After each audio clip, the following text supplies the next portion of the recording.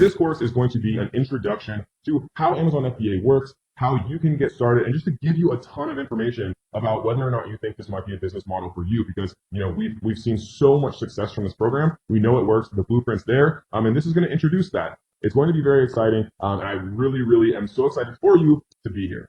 So what is Amazon FBA? Well, FBA stands for Fulfillment by Amazon, FBA, and essentially what it is Amazon does a lot of the work on your behalf. And what I mean by that is one of the hard parts with growing an e-commerce business is, if you get 2 orders a day, well, what you have to do is you have to process it, right? You'd have to take it down to UPS or FedEx. You'd have to, put it in a box. You'd have to label it. You'd have to pay for shipping. You'd have to ship it out. And that becomes really laborious and tiring and difficult to do once you start getting more than, 1 or 2 orders a day. We've had days where we sold over 1,000 products, in a single day, with my Amazon business. And so it'd be next to impossible to actually handle that scale and not get things confused and be able to ship things out on time. And that is where Amazon comes in, because Amazon allows you to actually, as a third-party seller, right, which actually represents over 50% of Amazon sales, they allow you to take advantage of their fulfillment network and their fulfillment resources, where you can actually buy products in bulk, from China, from a USA manufacturer, from wherever. You might buy 500 units or 1,000 units for $2 each. Ship them into an Amazon FBA warehouse in the USA, right, directly from China, straight to Amazon. You never see or touch any of your products, right? This will all make sense later on. But you can ship it directly from your manufacturer into Amazon. And then Amazon, every time you get a sale from customers that are already browsing Amazon for your product, every time you get a sale, Amazon actually does all of the fulfillment for you. They grab your product, they put it in a box, they put the label on, they ship it out, they handle all of that. And they just literally send you your profit. And so that is why Amazon FBA has been such an amazing process, because it just works, right? And you don't have to do a lot of the work. You can do it from anywhere in the world. And it's just a really amazing way to actually get started making some passive income online. So there are 2 different types of plans, for Amazon FBA. But essentially, Amazon takes a 15% referral fee for you having access to millions and millions of Amazon's customers, right? The last I heard, over 82% of households have an active Amazon Prime membership, which is insane, right? 82% of households in the United States have an Amazon Prime membership. So you can sign up for free as an individual seller, right? You pay a per unit cost every time you sell something, or you can join as what's called a professional seller, where I believe you pay $39.99 a month. And then you don't have any per unit fees. So if you're just getting started, you can sign up as an individual seller. You can always switch it to a professional seller later on once you have some inventory and things like that. So that way you're not paying, any money while you're waiting for your units to actually ship in. You can sign up as an individual and always change it later on. You can sign up just with your own, as a person with your social security number and things like that if you want to, or you can sign up with what's called an LLC, which is a business. All right, what is up, y'all? So this video is going to be about examples of perfect products to sell on Amazon, and I'm going to explain exactly why they're perfect, right? Because it's very important to understand and be able to conceptualize and picture why these products are perfect to sell on Amazon, kind of in your mind, so that every time you actually evaluate kind of an opportunity, with Amazon FBA and when you're doing product research, whether or not you can kind of go through these steps in your head and say, okay, is this going to be a perfect product, right? So, a great example is scrunchies. Scrunchies probably couldn't be any cheaper to create. I would guess that this is literally like a piece of rubber with a very small amount of velvet or whatever it is. They're selling it for $10. I can't imagine this being more than 10 cents to create, if that, especially if you're ordering in bulk. And then, another thing that I like to think about is, of course, cost, right? But then breakability. You could probably package this in an envelope, and you could throw it against the ground 100 billion times, and literally it would not break. And then cost of shipping, right? So scrunchies are incredibly cheap, incredibly light. The cost of shipping would be nothing, whether it's by air or by sea.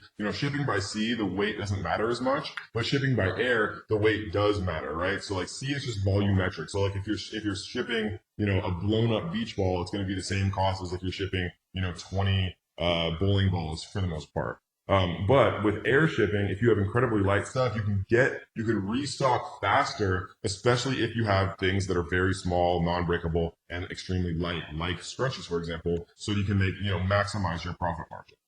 Another one that is a great idea, or was a great idea at a certain time, right? All the things that I'm showing now obviously are not the perfect products to sell now. I can't obviously reveal the perfect products to sell now, but these are a perfect example of a product that would be extremely giftable. I love gift products, gift style products for a couple of reasons. When you get a gift from someone, society has told us that it's taboo to return that gift. And so the return rates for gift items or giftable items is significantly lower than the return rate of, say, like an electronic item that people can't figure out, or they don't know how to use, or, it might break in transit and not work correctly, or, whatever the case may be. But if it's a giftable product, right, it's not going to be like that.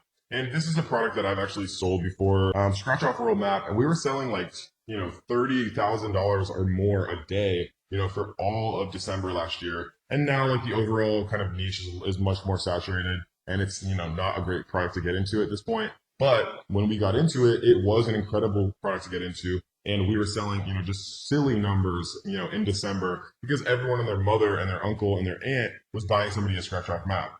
And so that's the perfect example of a product that we are not going to restock. We're just going to let it sell itself out during this Q4 and during this December, and then we're never going to restock it. But we'll just make a stupid amount of money again this year, just like we did last year. So another example, right? These costs are like $1 to create if you're buying them in bulk. Sometimes like $1.70 or so to actually get it landed in the United States. And most of them are selling for, some of them are selling for $30, right? So a product that costs $2 that sells for $30, you're selling it for essentially over 15 times more than it actually costs to create. So it gives you a lot of kind of wiggle room when it comes to PPC, when it comes to, having really nice photos done and things like that. And the larger profit margin you can have, obviously, is better because it allows you to like make, smarter decisions about things, and that's always a good thing. So the ultimate example of the perfect Amazon FBA product at one point, right? It has the passion, it has the love. Right, people are not concerned about price when they're buying a wedding ring replacement, a silicone ring. Right, they're not concerned with price. Even though if you think about it, this probably costs a cent to make. This is literally a tiny piece of rubber. It's not breakable at all. Right, it literally has love and intrinsic meaning and emotional meaning. When people are buying things for their spouse, people that they love, their price sensitivity is incredibly low. This is definitely like a birthday present for dad, or a gift for uncle, or, whatever, I guess a gift for husband, or whatever the case may be, right? And it's literally tiny. You could fit probably 100,000 of these into like a carton if depending on how you packaged it. It literally is never going to break. It weighs probably less than an ounce, less than a gram, or whatever it is, right? It weighs nothing, very non-breakable, costs nothing to make, has that intrinsic value, has that emotional connection, meaning, and has the giftability, right? So this is like the perfect product to sell on Amazon FBA. So I just wanted to show you guys, 3 examples of perfect products to sell on Amazon FBA. So you can kind of get yourself in the mindset, okay, giftable, non-breakable, very light to ship, right? Has like that emotional meaning or connection. A lot of these things can play in, and that's not to say that every product has these. I have a friend who makes hundreds of thousands of dollars a month selling copper pans on Amazon FBA, which literally is like heavy, big, has no gift meaning or not much of a gift meaning. There's no emotional connection to a copper pan depending on who you are, right? But he still makes a ton of money. So, think outside the box, but this is the general kind of thought process that I like to kind of put people in to really get the ball rolling. We're going to go through the entire Amazon FBA lifecycle.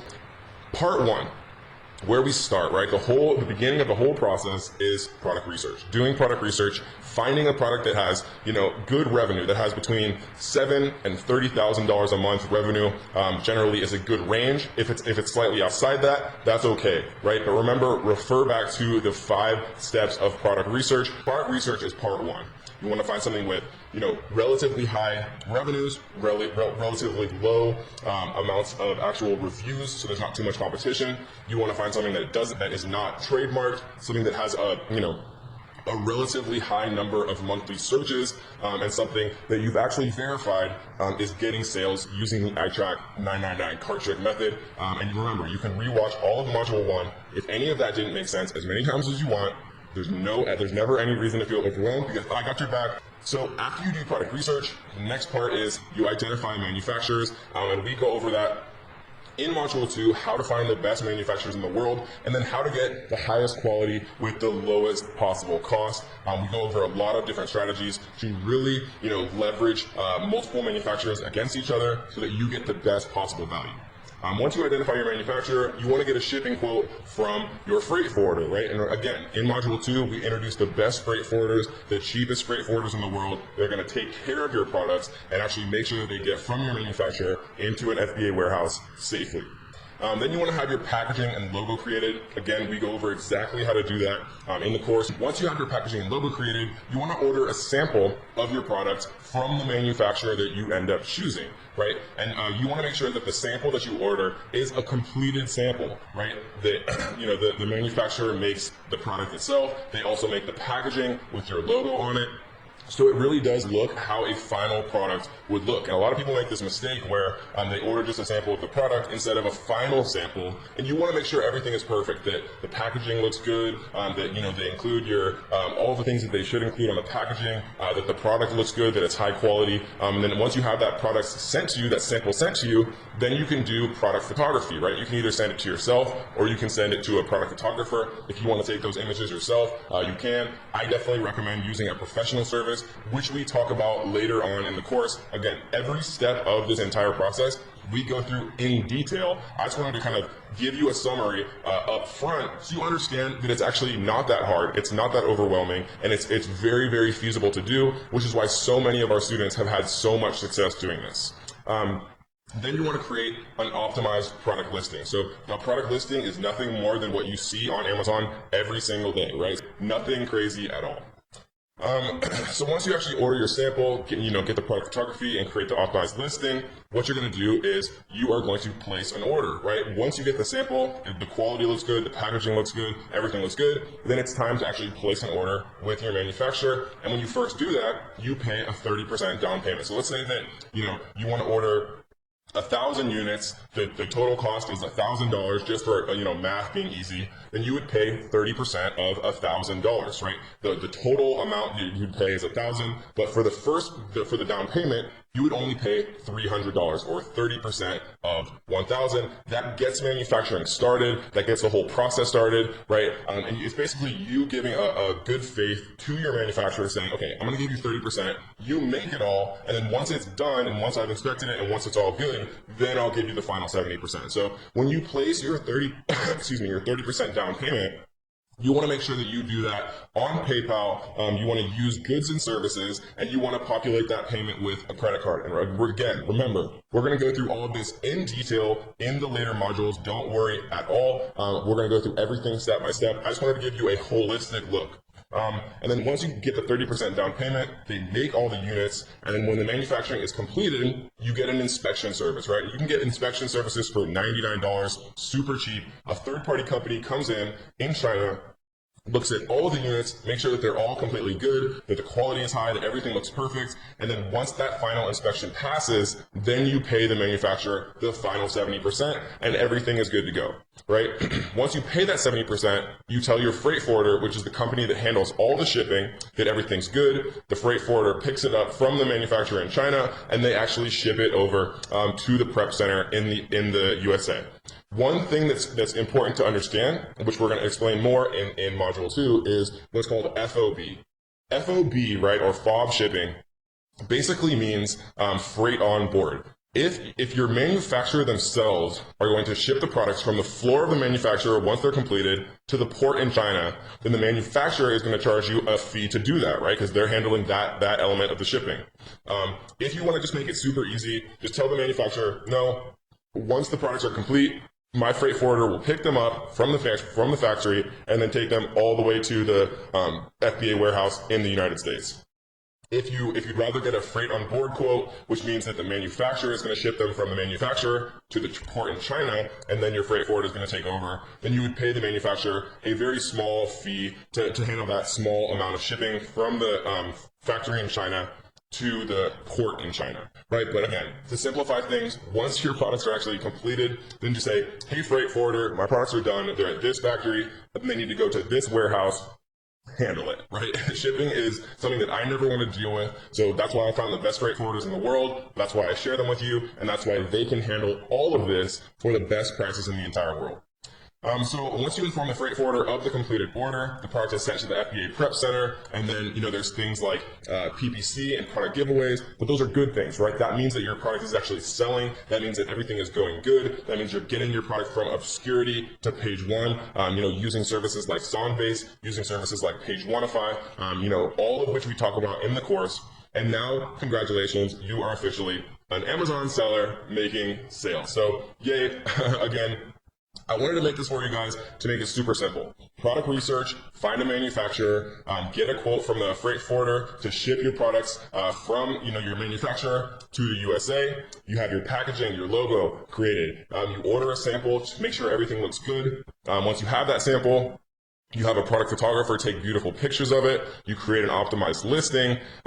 Once you get your sample, everything's good. Then you place an order with your manufacturer. You pay 30% down payment to get everything started. Once your manufacturer is done manufacturing everything, then you get an inspection to make sure all the units look good. You pay the final 70%. Once everything's done, you've paid, your freight forwarder picks it up from your manufacturer in China, gets it to the FBA warehouse in the United States, and then you are now officially an Amazon seller, ready to start making sales.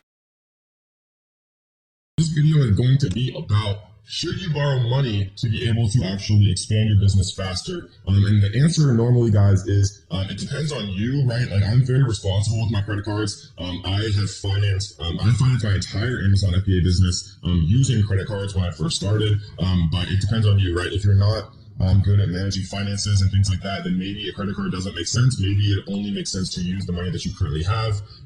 But for most people, right, I think it makes a huge amount of sense to actually use financing and borrow money if you do it in the right way, right? The best way by far to actually do this is by using what's called a 0% APR credit card. So you see right here, the annual percentage rate, 0% intro for 15 months from account opening on purchases. This means that you can use as much of, if let's say they give you a $5,000 limit, that means that they will give you essentially a $5,000 loan for 15 months for $0, right? For zero cost, no interest, literally telling you that for the first 15 months, you can spend 100% of the money that they allow you to have to borrow, right? And you'll pay zero interest. That is a very, very good deal. It's very, very hard to find in the real world. And this is an incredible card also because you get unlimited 1.5% cash back. That means if you spend $100, right, you get $1.50 in cash back, and it starts to add up very quickly as you start to make larger and larger purchases. And you can, do all types of things. You can pay for your product photos with your credit card. You can pay the down payment for your actual product with your credit card. Sometimes you can even pay the 70% final payment with your credit card if you're using PayPal and you work out that you split the fees with your supplier, which we'll talk about in detail later on, right? This is the best possible way to borrow money and leverage yourself in a stronger way when you're actually starting on Amazon FBA, because usually the biggest restriction that I've heard from my students and that people have is availability of capital, right? If you had $10,000, $20,000, you could invest in more products, and the more products that you invest in, if you've done your due diligence, and you're actually putting in work and making sure that they're going to be a good product, the more good products that you invest in, the more money that you'll make faster. That's why I was able to make, over $1,000 a day pretty much instantly when I started Amazon FBA, because I invested in multiple products at once rather than just buying one product and, it taking 1 to 3 months for it to actually arrive in an Amazon warehouse and be able to be sold, right? So I was more impatient. I had a lot of confidence in myself, and I didn't have a course or anything like that. If I had this course, I would have put my whole life savings into products, and I would have made, a 7-figure business in my first 6 months. So this is what I recommend for sure. If you're not in the USA or you have terrible credit or can't get approved for this particular card, right? This is my number one recommendation, no question. That's it, right? If you can get this, do it. Use it for everything. Get a second product, get a third product. Leverage yourself, right? If you're doing your due diligence up front, there's never a reason why more availability of capital would not be a good thing for you, because it just means that you can make more profit. If you can't get the Chase Freedom Unlimited card, it's the best, no question. 10,000 reviews, 4.5 stars, very, very good.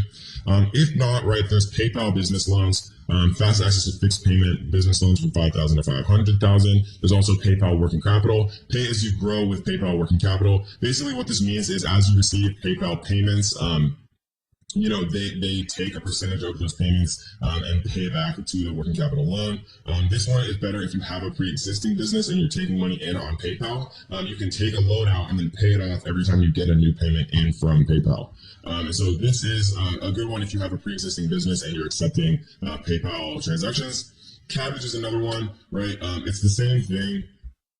Kind of as the small business loan for PayPal.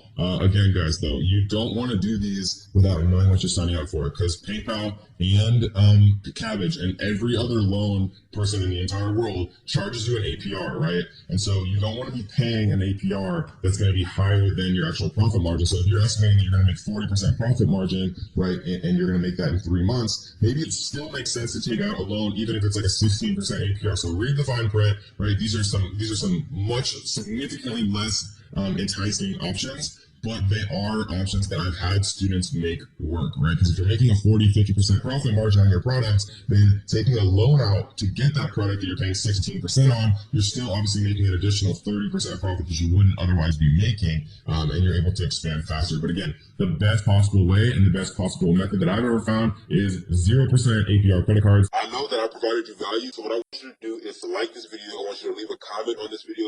If you guys haven't already, make sure you subscribe, turn on notification bells so that you will be the first person to be notified every time we drop a brand new video. This is the fun part of the course. This is Amazon FBA product research. This is where the magic happens. This is where the money is made. So we are going to be focusing on viral launch for much of this course because it is the best software available now, right? Originally it was Jungle Scout, and now viral launch has just really been exploding and expanding, and their team is very passionate and they're just doing very big things. The main tools that we are going to be using for Amazon FBA product research are going to be called market intelligence and product discovery, right? We see that for $59 a month, you can get product discovery. If you pay monthly, annually, you can get market intelligence, sales estimates in the Chrome extension, and product discovery. You can get this all for $49 a month if you pay annually, or you can get it for $59 a month if you pay monthly, right? And so for our purposes, guys, all we need are these first two, right? Viral Launch is incredibly good at product research. For keyword research and all of this, we are going to save you guys some money, and we're going to recommend another tool when we get to it. But for most of the stuff that we're going to be doing for the entire course, right, as far as product research, photos, a lot of different things, Viral Launch provides the best service. The main things we're going to be concerned with are market intelligence and product discovery. As you can see, you get all of that for the intermediate pricing. Or if you want the category search, which is helpful as well, you can pay for the $79 a month option. But for most of us, right, what's going to be the best kind of deal is either intermediate or advanced, right? So one of these two. I generally recommend people who are serious about this to just go ahead and grab the advanced option. So this video is going to be kind of an introduction to what Viral Launch looks like. And how to reframe your mind. When I mean reframe your mindset, I mean going throughout your day, everything that I see and everything that I interact with, I think about Amazon FBA. And maybe that's unhealthy, but it's helped me become very successful selling on Amazon FBA. Like, for example, I'll go to like a Mexican restaurant and I'll see that like little rubber mat that like they have in the kitchen that people stand on that food falls in, right? Like a restaurant non-slip mat.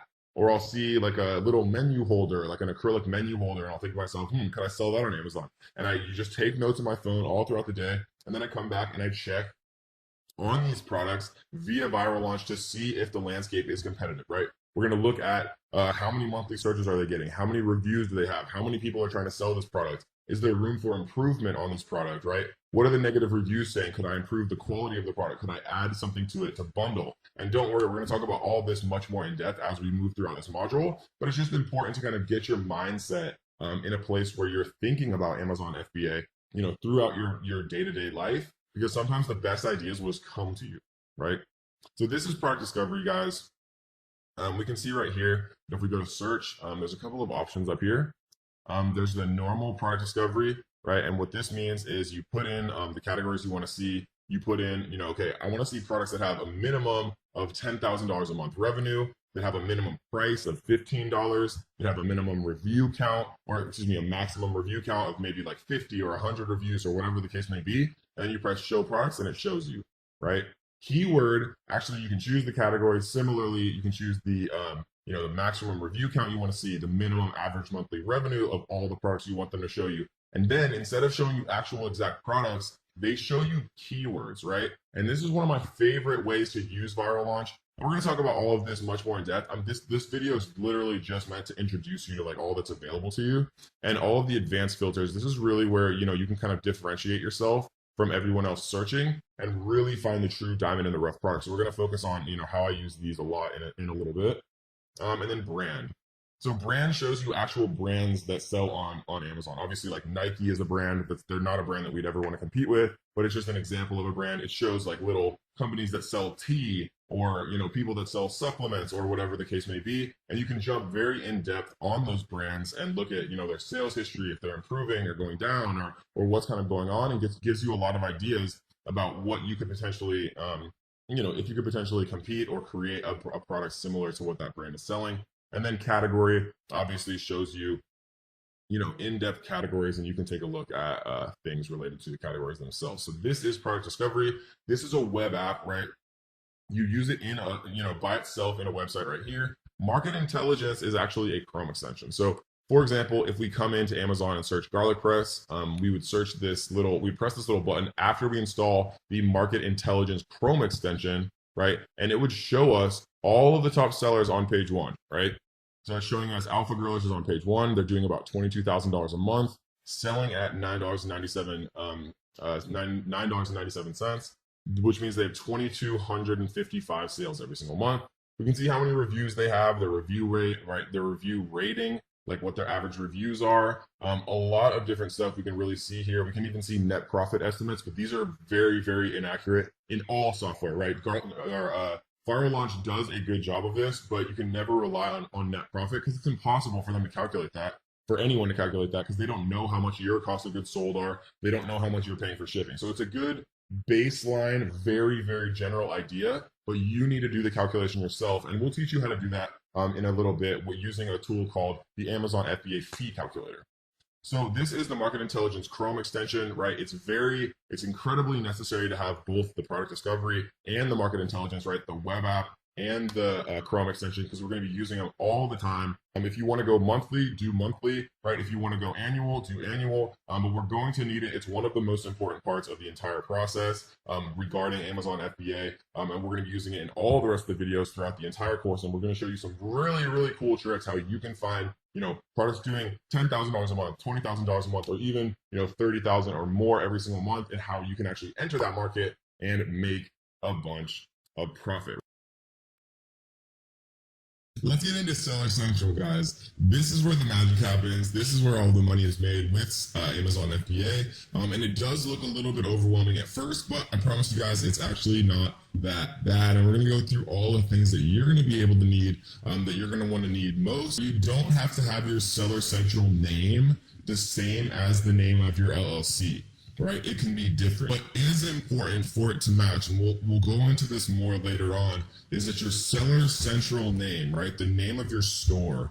And we can actually look really quickly at like an Amazon store, just so you guys kind of see what I'm talking about.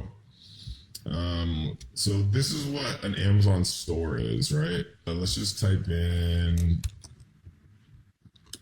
malls. What you'll see is the name of the actual seller right here is Click and Play, right? And so that does not necessarily mean that their LLC is called Click and Play. It could, but it doesn't mean that. What's important is you want your Amazon Seller Central name, which you set up when you sign up for your account. You want that name to match what you trademark. And so they probably are going to trademark like Click and Play products, right? Like the actual word mark, which again, we'll talk about later on, so don't worry about it. But what this allows you to do is it gives you protection if your Seller Central name matches your trademark. If people are trying to hijack onto your listing, again, which we'll talk about in a little bit, It just makes things easier. When you register for a trademark, it allows you to get brand registered. It allows you a lot of protection against, scummy people who want to do you wrong on Amazon. If your Amazon Seller Central name matches your trademark. So don't worry about any of that right now. Remember, we're going to go through the entire course before we actually do or implement anything so we don't make mistakes. But it's just something to keep in mind that you want your Amazon Seller Central name to match what you're going to eventually file a trademark for to protect yourself from people that are trying to do you wrong. So this, guys, is Seller Central.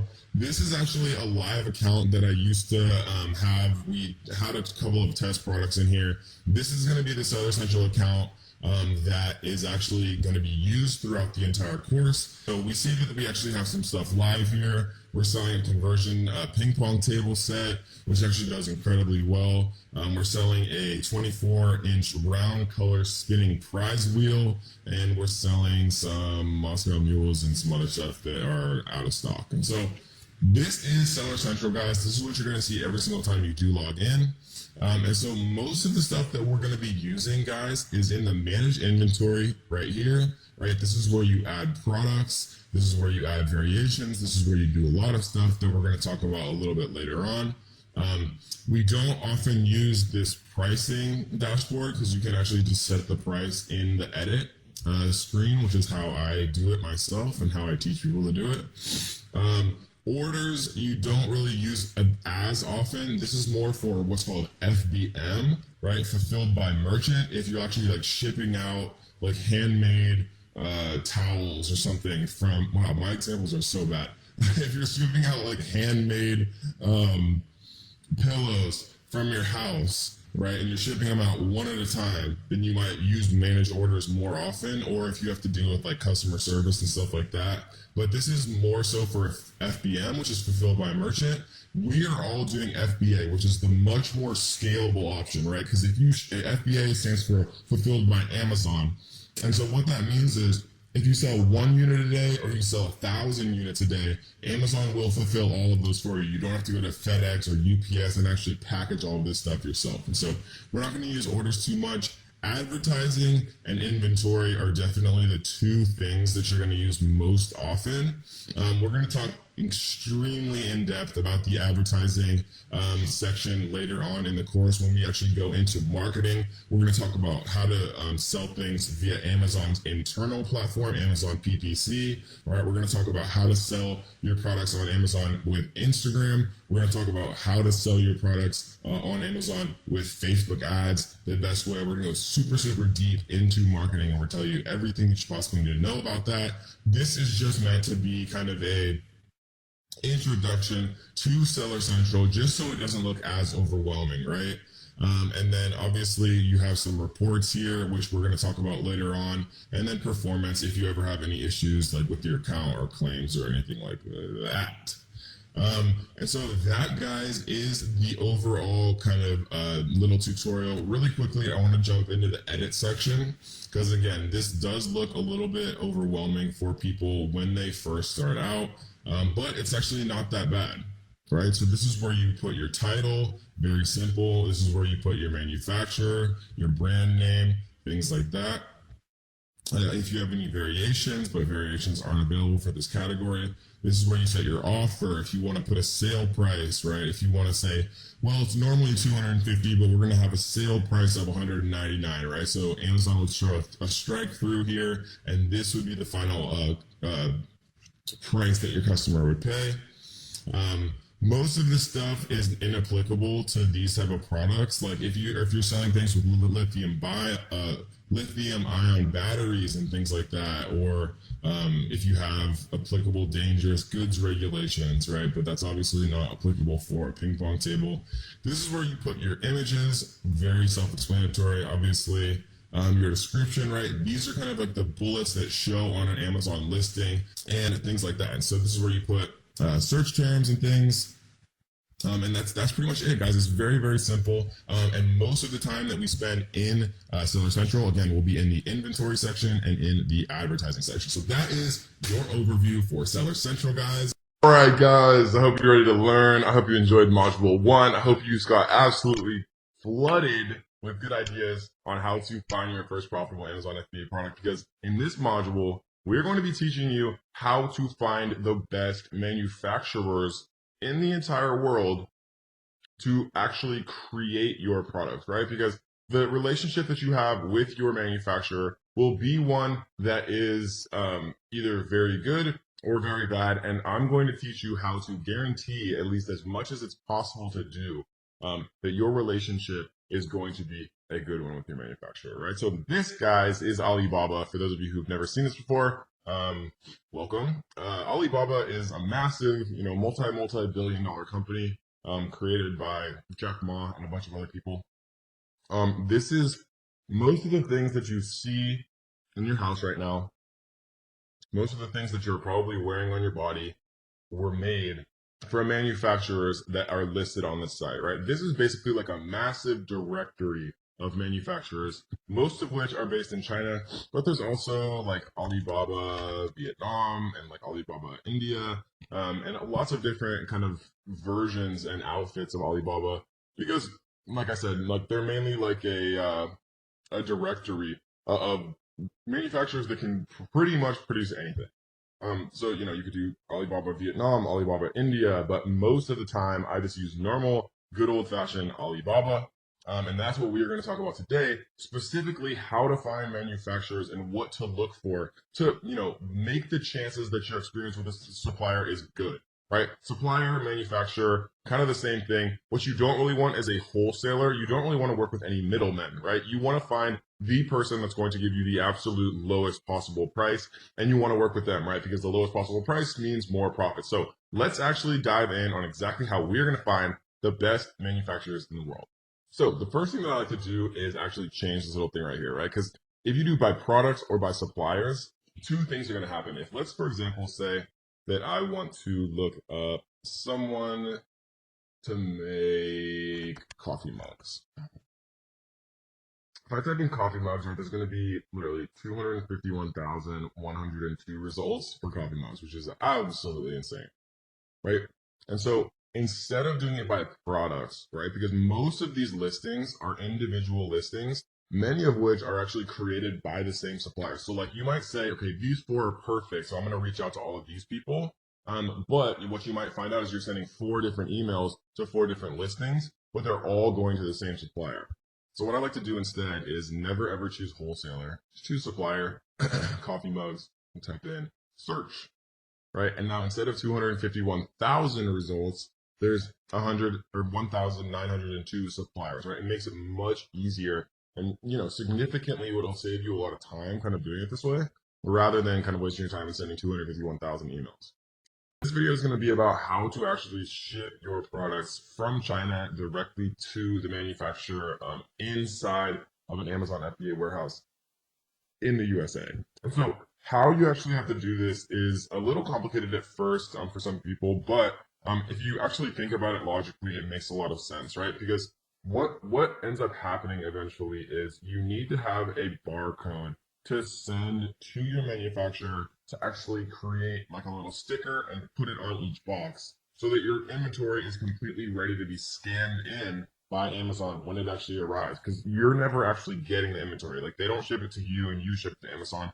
Your manufacturer ships it straight to Amazon. And trust me when I tell you, you want it that way. And so in order to actually ship your products from China to the Amazon FBA warehouse directly, you have to have like all of your barcodes and things kind of figured out. And then you basically just send your supplier an email, with the carton labels and with the UPCs to actually put onto the product itself. And so how we're going to do this is we're going to go to add a product, and we're going to create a new product listing right here. And let's just use the example of a coffee mug. We're going to choose coffee mugs right here. And it auto-populates this little thing, this little kind of, template menu thing, vital info, right? Product ID. So there's a couple ways to do this.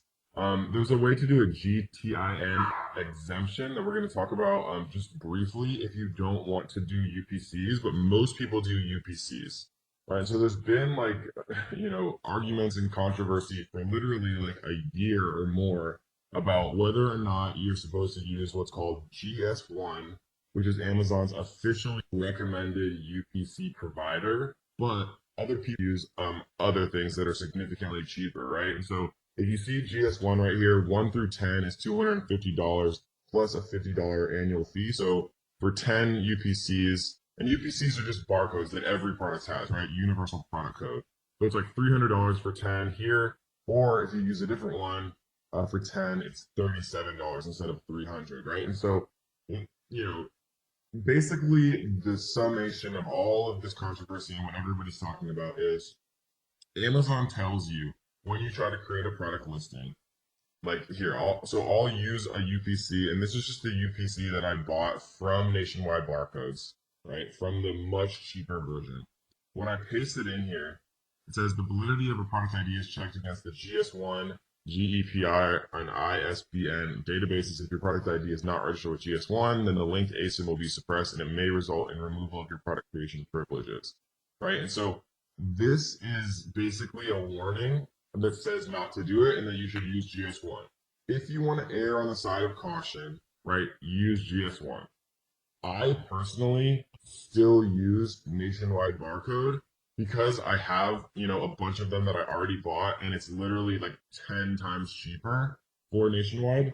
And Amazon still allows me to create product listings using Nationwide barcodes, the cheaper barcodes, right? And I think it's very, very unlikely, personally, right, that Amazon is going to go and retroactively, mess around with listings that have used Nationwide or any of the other millions of UPC services, because it would just destroy their catalog. But if you want to err on the side of caution, right, then just get GS1 barcodes directly and pay the $300 and for 10 UPCs. And then, in the grand scheme of things, $300 is not that much money for, the ability to list 10 UPCs. Or if you want to save a little bit of money and, live on the wild side like me, then use nationwidebarcode.com. And these are actually purchase barcodes for Amazon. So if we come to the actual site itself, then you'll see barcodes for Amazon right here. And then it says the pricing right here, and you just choose how many you want, and that's it. So it's pretty easy.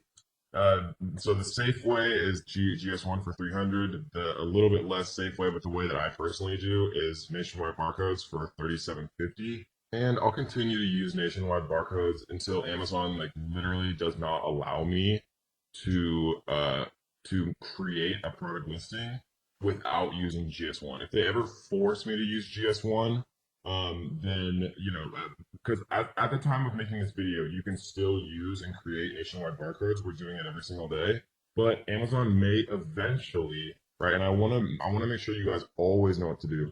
Amazon might eventually force you to use GS1, and then you'll just have to pay the more expensive price.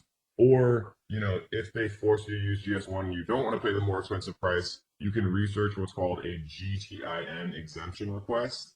We're not going to go into that because most people don't need it.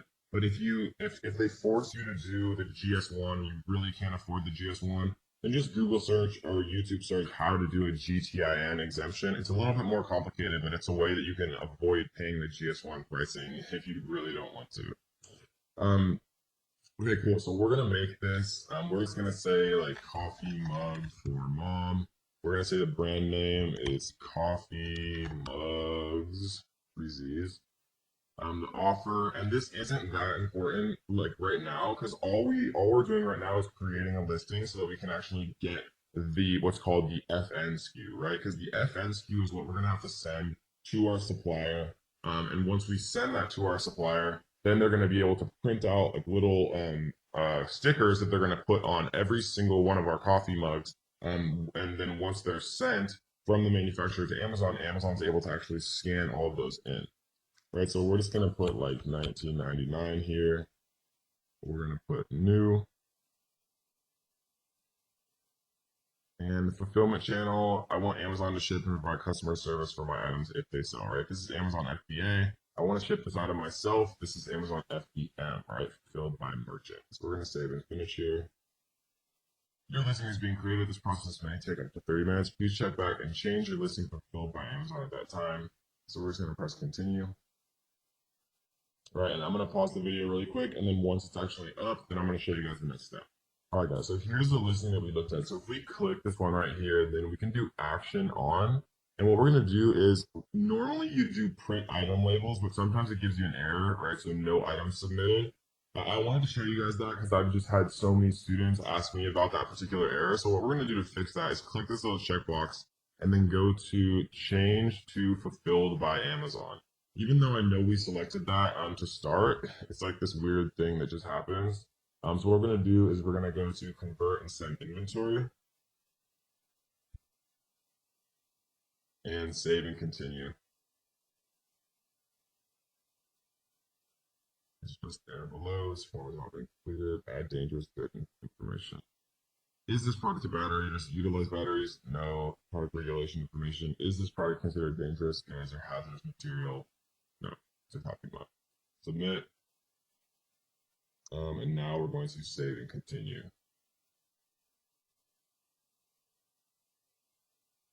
So now what we're able to do, right, and we're going to actually go back into inventory because I'm going to show you guys how to actually send inventory in a second, because this is how you get what's called your carton label. So two things that you need to send to your manufacturer at the end of the day are your FN SKU, right, which is basically just like a little barcode like you see on any products, right? That's one thing.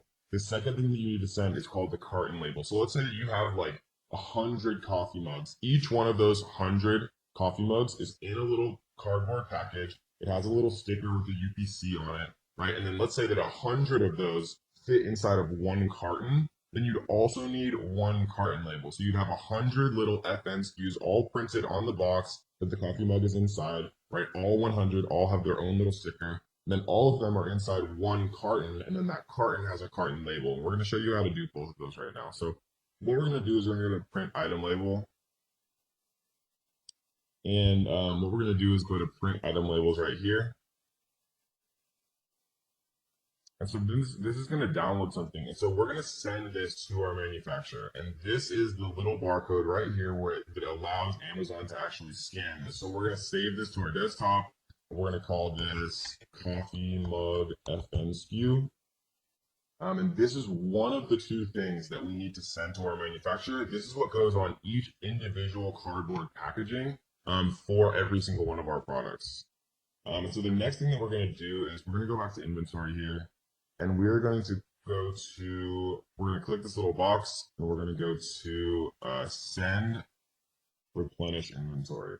And this is going to open up the workflow for actually creating carton labels and telling them, what's going on with the shipping plan. So the two different things here, and I want to actually bring this up.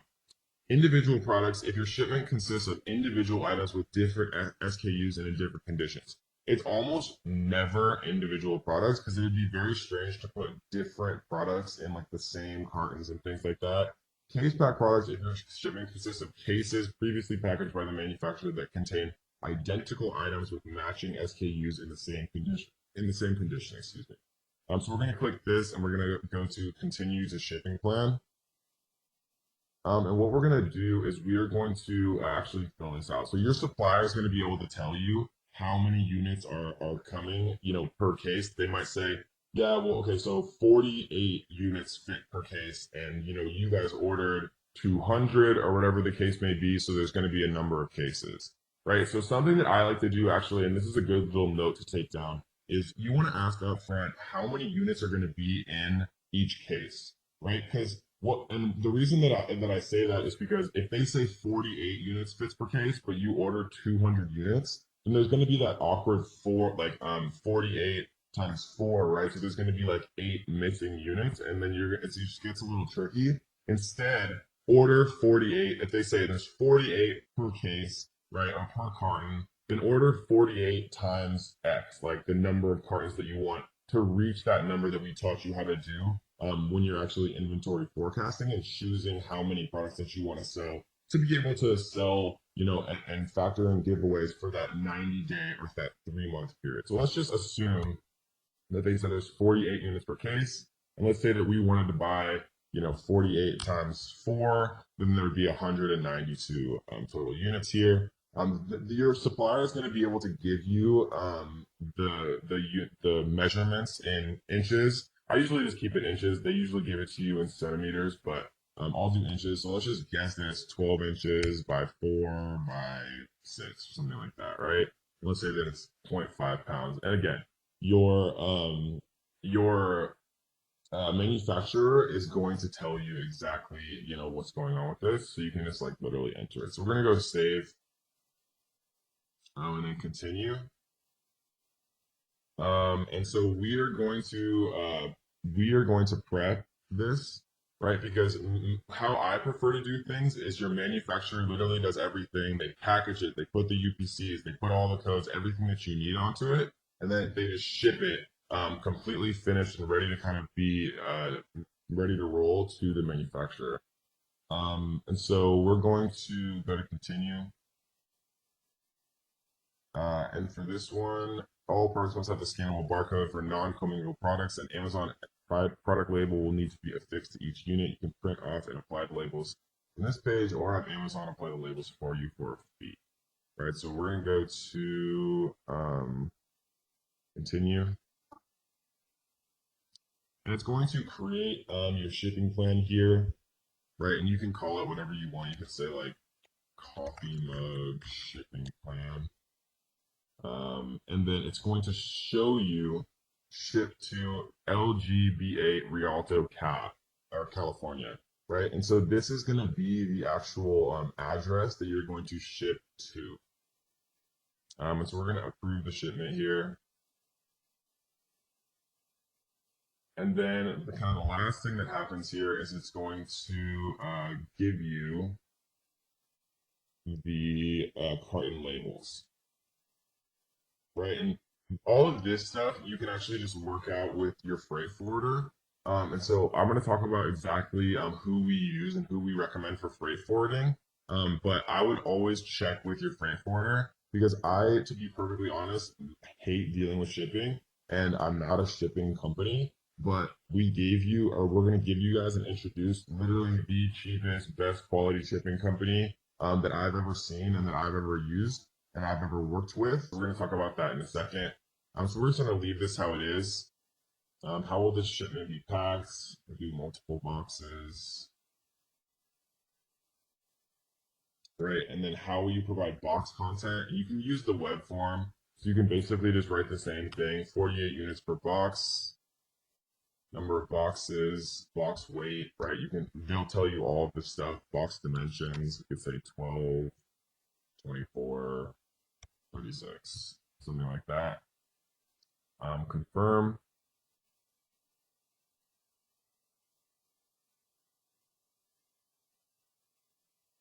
So you can calculate the shipping charges here. And then this is basically going to give you your shipping fees. It's at X. I agree to the terms and conditions. And then you press accept charges, right? And then you can print the box labels here. And the box labels are your carton labels. So I'm not actually going to do this because this is just like an explanatory. This is just an explanatory kind of tutorial. I'm not actually creating the shipping plan, and Amazon would actually charge me if I click this button. But you just press this button, right? And then the last thing you do is print box labels. And the two things that you're sending to your supplier are the box labels or the carton labels or whatever you want to call it. And then also your FN SKU that we downloaded that I showed you exactly how to do. And those are the two things that your supplier needs to be able to, properly label all of your individual products and then properly label the cartons that your products are inside. So that is the shipping plan. That is generating an FNQ from a UPC, right? We talked about GS1. We talked about nationwide barcode. We talked about the GTIN exception if you're really not trying to use GS1 and they are disallowing sometime in the future using nationwide barcode. In this video, we're going to talk about how many units to order on your first order. Right, because this is a question I get all the time, and it's very important because I think a lot of people have this misconception that they should order 500 units, right, or 100 units or something crazy like that. And we're going to talk about mathematically how to break it down because it depends on what product that you're going to invest in, what niche that you found, what you think is going to be a good product after doing your due diligence, right? because whether it's a garlic press or something that sells much more popularly or something that sells much less so than a garlic press, obviously you'd want to order different quantities, bearing in mind the long-term storage fees of over 180 days. So let's teach you guys exactly how we're going to do this. So we are going to come in and type in garlic press, obviously, which would be like the highest volume keyword related to the garlic press niche. And what we're going to do is we're going to run market intelligence here. And we are going to take this whole thing, right, the top, the first 16 on page one, and we are going to export.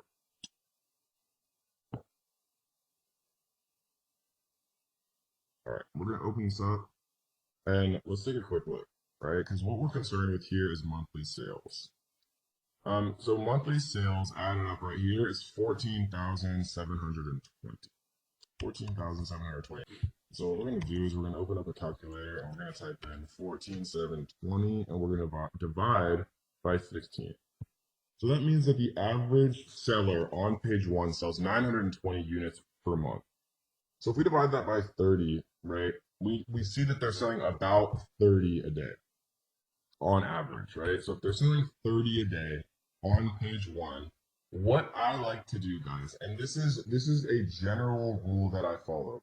You never want to be in stock longer than the 180-day long-term storage mark, because I showed you guys that the fees get like 20 times more expensive, and it's just crazy, right? You never want to be in stock less time than, I would argue, about 3 months, right? And the reason for that is because to get products made and to get them shipped from China on a ship available for sale in a warehouse in Amazon, I've found takes normally at the maximum about 3 months to do, right? So what we're going to do is we're going to multiply this 30 units per day times 3 months, right? 3 months times 30 days is obviously 90 days, right? Times this 30 here, we see is 2,700 units, right? And so I know that probably seems like a lot. I'm just going to actually write this out. 30 units per day times 90 days. Right? So 2,700 units probably seems like a lot because people have like this weird misconception in their brain that they want to do 500 units to start. But I've seen this happen so many times, like even with my students, because I know it's like hard and you have to, have a lot of faith, especially to invest more money and more units. But if you do your due diligence correctly and you're actually like eye tracking and doing the 999 card trick on like as many of these people as you possibly can, right? The way that I just showed you how to do is the fast way. It's how to calculate an average for sales. But if I was going to invest money, I would be checking, at least like the top five with the iTrack 99 cart trick method, because that's true source from Amazon sales data. And if you can get five of these guys into your iTrack and you can tell, okay, they had 100 yesterday, they have 70 today, they have 40 tomorrow, then they're obviously selling 30 a day. If you know for sure from the iTrack and the 999 cart trick method on like a niche that you're going to enter, I feel 100% confident making this calculation. I feel 75% confident using market intelligence. It's the best piece of software, right? I trust them a lot from a sales perspective. And if you average out everybody on page one, it gives you a better idea of what's going on. And if you want to be super slick with it, you can exclude these little ones right here that are review outlier and sales outlier. So we see that they have 3,700 and everyone else has significantly less right here. And so, generally I'd like to err on the side of caution. And so I would probably take out like the top maybe two from a sales perspective that are high, and I might take out like the top two that are low. So we see that that one is pretty low, and we see 220 is pretty low. So if we do this and we export it, and this is like erring on the side of caution. I prefer to err on the side of caution, to be honest. We see now that I don't think those actually represented. So this is or blue, so we'll just remove it manually. Or blue, Uber Chef, delete, and we'll delete Alpha Grillers, which is actually kind of sad, to be honest. And finally, we'll delete Sunkuku. Sunkuku. Okay, cool. So let's recalculate this and see how much it changes the average. So monthly sales, right? So now our new number is 8,256. 8,256. And we see that there is 12. So it's obviously going to be a lower number. Let's do 8,256 divided by 12 is 688 units per month. And if we do that divided by 30 days, you see it's 23 units, right? So 23 units per day times 90 days times 90 is 2,064. So it's 2,064 versus the original calculation of 2,700. And whether you like to go all in and bet on the fact that Amazon is a beast, which it obviously is, or you want to err on the side of caution, there's two different ways for you to kind of do it.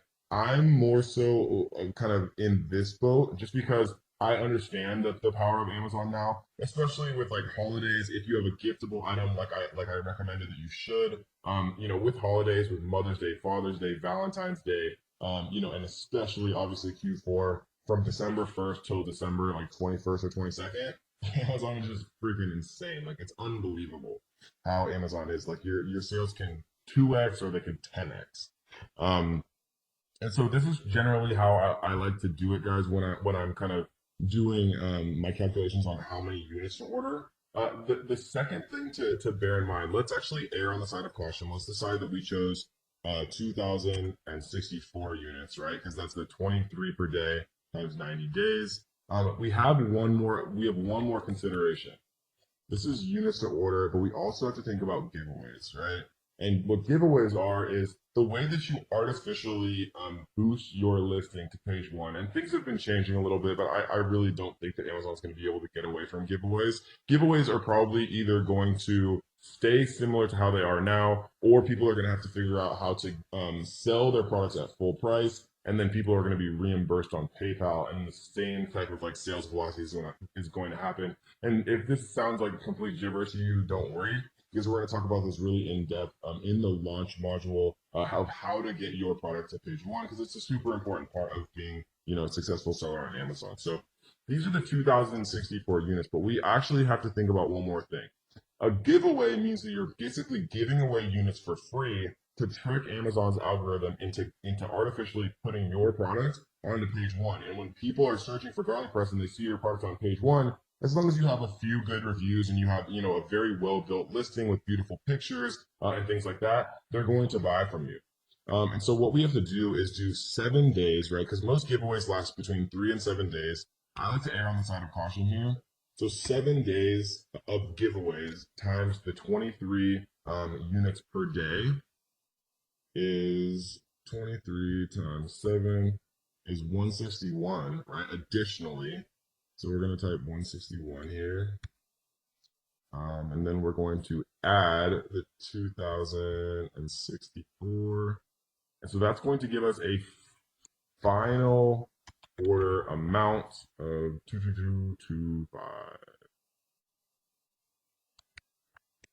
And that, guys, is how you do basic inventory forecasting. The biggest thing that would be a differential would be once you kind of understand what's going on with holidays. So like, for example, when we do inventory forecasting for one of my companies that's very gift oriented, we'll literally order 10 times as many units because we know we're going to sell 10 times as many units from December 1st to December 23rd. So 22 extra days. Instead of multiplying it by 1, we'll multiply it by 10 and we'll order that many more units. And so when you're first getting started, it's very, very difficult to do that. And so I generally recommend that you err on the side of caution unless you have some disposable income and you want to bet on Amazon, right? What you can do if you want to be a little bit more risky is you can come into like camel, for example, and let's just choose one of these really quick. So let's choose the good old alpha thrillers.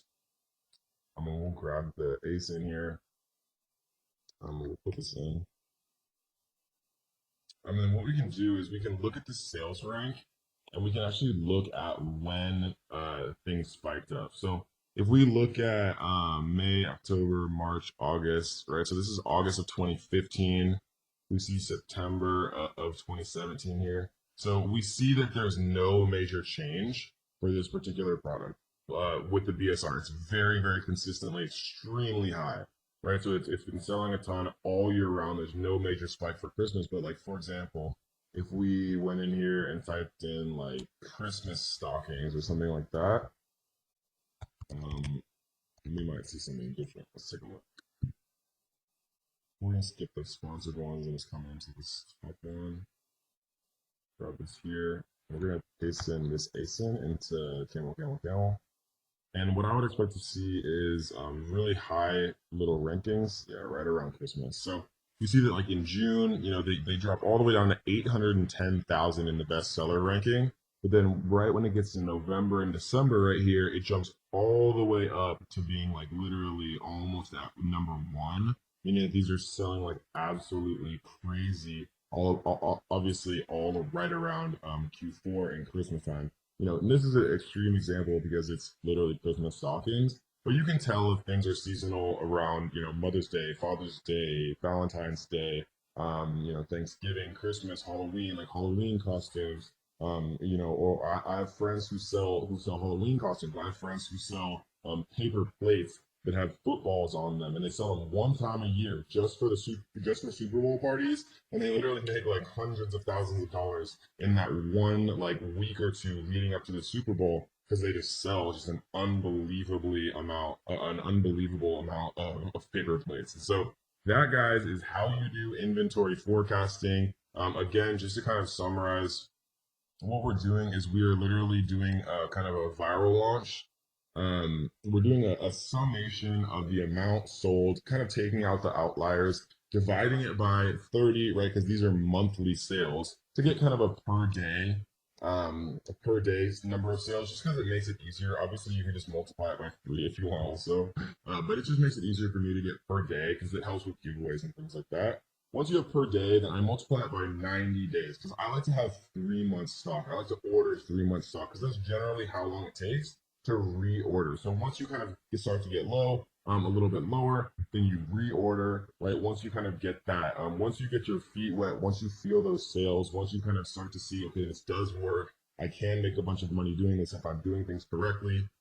Then you'll start to get a sense of how many you're actually consistently selling, how many you start to sell for holidays and things like that. And then if you're riskier, you can look at camel, camel, camel and Google Trends and things like that to see and try to guess maybe ordering more units. But sometimes it's fun selling out and just not having like the kind of stress and feeling like you're ordering way too much. And so that's kind of how you order for 90 days. You never want to reach that 180-day long-term storage, guys.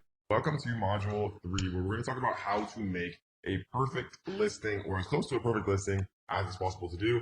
We're going to talk about a lot of different resources, the software that I use that is super, super key to creating, a fully optimized listing, kind of introductorily in this first video. And we're going to go much more in depth, in future videos about how to do these things the right way, like, how to create a title the right way, how to create backend keywords the right way, how to create your description the right way.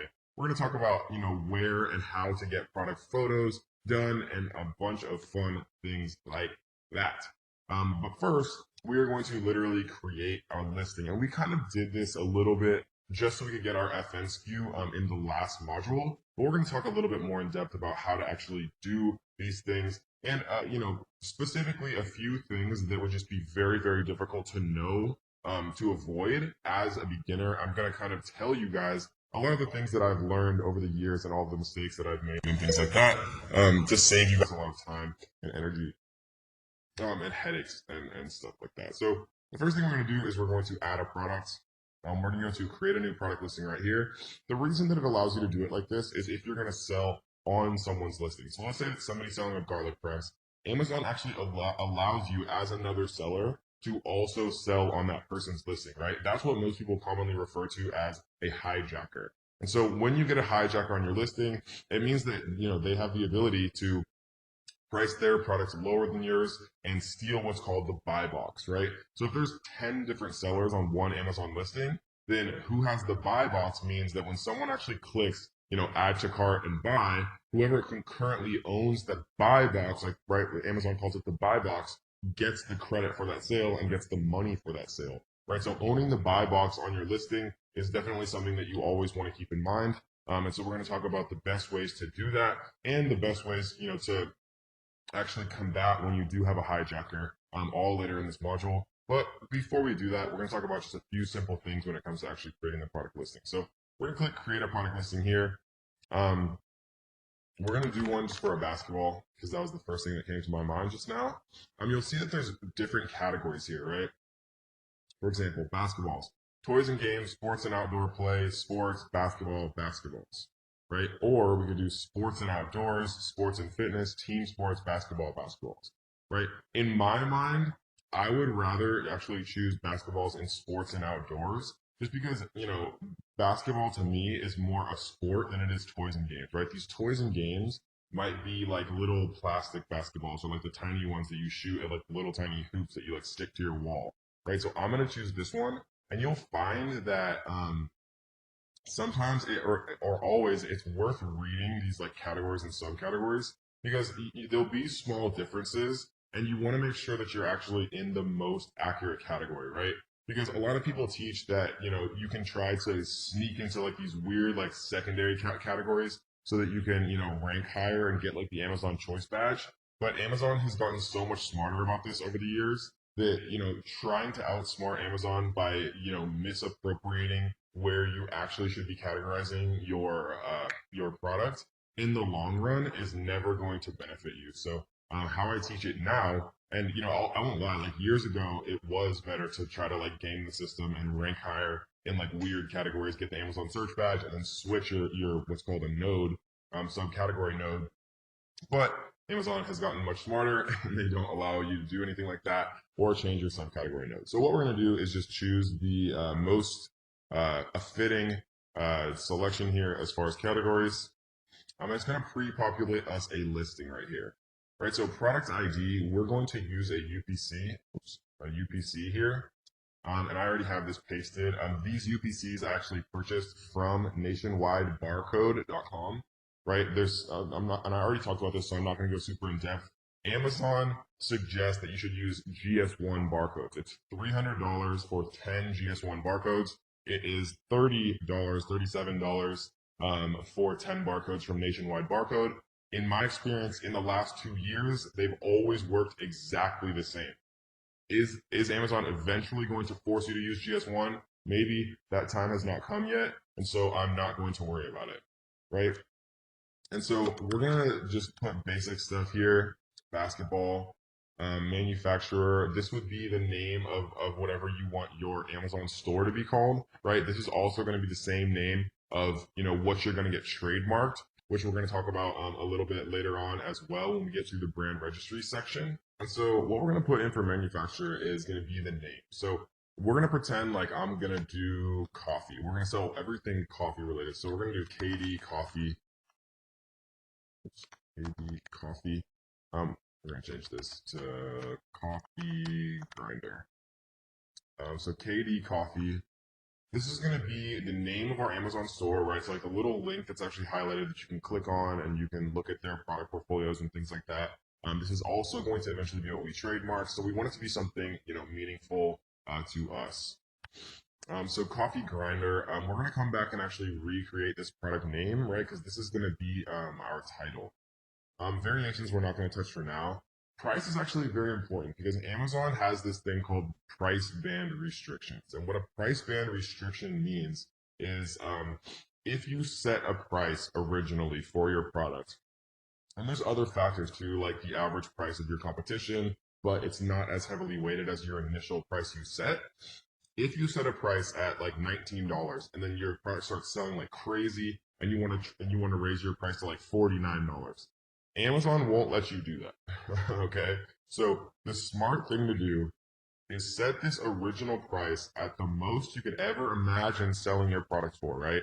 And we've sold coffee mugs and wine glasses in the past during the regular year for like $14.99 or $19.99. And sometimes because of supply and demand, and because we were stocking out and things like that, we would raise them to just crazy prices like $69.95 or like $79.95, literally like 4 to 7 times more expensive. And so now every time that I'm setting an initial price, because you can actually lower it, but you can't raise it. So for a coffee grinder, and I'll literally open up Amazon here. Let's type in coffee grinder. I don't know why I'm spelling. So we see that there's the most expensive one I see is 40. Here's a 99.99. Here's 139. So I see 139. So let's see what their actual price is. This is probably the sale price. So this is their actual price. They set the price up. Okay, so what we're going to do is we're going to set it at 139.90.